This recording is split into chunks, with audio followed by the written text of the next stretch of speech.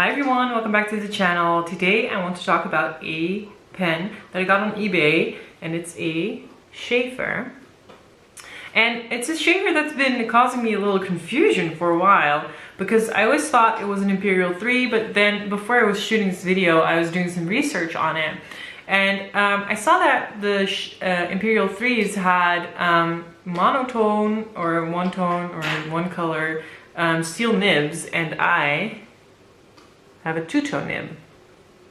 So I had to look a little further and actually use two-tone nib in my research, and I found a similar pen on Peyton Street Pens, and it is an Imperial 3. So I was right, but it has a different nib than the regular Imperial 3s.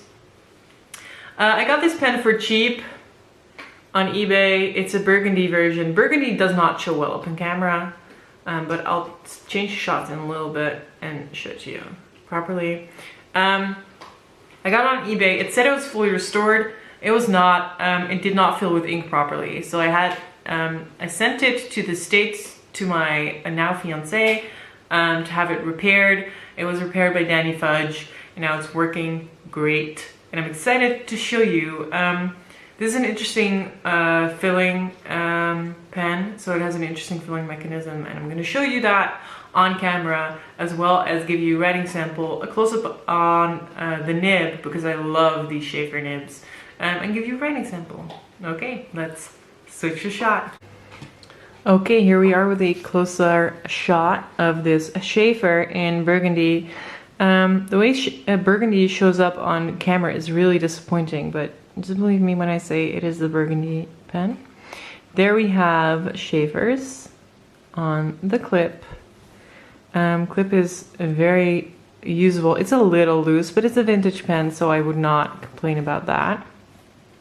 Nothing on the cap band right here. It is in gold, and it's pretty nice.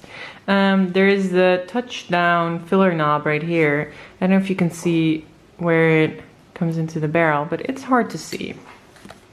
The nicest thing, of course, about this pen is its nib. So this nib is not what I think is a standard nib on the Imperial 3. It has a Waverly nib, which is an upturned nib. Hope you can see that properly. And it's two-tone, so it's not a standard Imperial nib. I have no idea if this nib was originally on this pen, or if it was transplanted on it, or if there were a few Imperial 3s that had this nib, but mine has one, and it's very nice. And I haven't used it in a while, but I'm pretty excited. So I love these integrated Sheaffer nibs. It's one of their signature marks or nibs. And as you know, if you watch my videos, I love funky nibs, and Sheaffer definitely is good at funky nibs. These little notches right here are to be able to cap the pen. It still caps fine, even though it's a vintage pen. Sometimes in vintage pens that gets a little loose, but not in this pen. There is no size marking on here, so I don't know what nib size this pen is.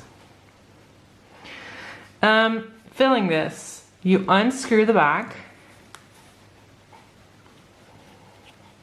and you pull out this rod, and then you push it down when the nib is in the ink. So there's a sack in here. When you push this down, the sack gets compressed, and then there's like a vacuum, a moment where it sucks up the ink after it's released, so it can fill up. I'm gonna do that for you right now. So the problem I had with this pen is that the sack was not in good shape, so it would go down, so I could press the touchdown. It's a touchdown filler. Press that knob, but it would not fill with ink. I would be able to write one page with it, and it was just gone. So it was mostly just ink in the feed. So I had to get it fixed. So be wary when you buy something off eBay and it says that it's restored, it might not actually be restored. Putting the camera up a little bit so you can see a little better. But yeah, that's the danger of eBay. And I got it for like 30 bucks, so I can't really complain. I'm inking with fire and ice today. I've made a big dent in this bottle. I don't know if you can see it. It's a lovely ink. I do think it's nicest on Tomoe River paper because it sheens best. Look at that nib. Nib filled with ink. Covered in ink. Focus. Yes, there it is. Then you just screw it back on. Screw it closed. Wipe the nib. So I know inking a pen might be tedious to some people, but I like this filling system, so I wanted to show you. And now we can go actually to the writing sample. So there's no marking on this nib. I don't know what it is, if it's a fine, a medium. All I know and remember honestly is that it's a wet nib. So that's like my favorite thing. A wet nib is a joy to use. Okay. Sheaffer Imperial III, or how it's normally written. Let's zoom in a little bit. With Robert Oster, fire and ice. I must say that if you write at a low angle with this nib, it's not very comfortable, but if you find a little higher angle like this, it is super smooth. And that I think is because of the upturned nib. As you see, I've inked myself as well as this pen. So if you, the first time I came across a Sheaffer pen at a pen show, I was like, what's wrong with this nib? It's upturned. Someone must have pressed it too hard, but it's just a feature of Sheaffer pens. It's a lovely writer. And I would recommend you find one on eBay if you can find one for steel. If you want to make sure that you have a pen that is restored and that works well, you can go to Peyton Street Pens, because they sell new old stock. They sell restored pens. It looked like they have this particular pen in stock even in the burgundy. So that's up to you. If you don't mind fiddling with pens or gambling and having to have it restored, go to eBay. If you want to make sure that you have a pen you can use right away, go to a seller like Peyton Street Pens.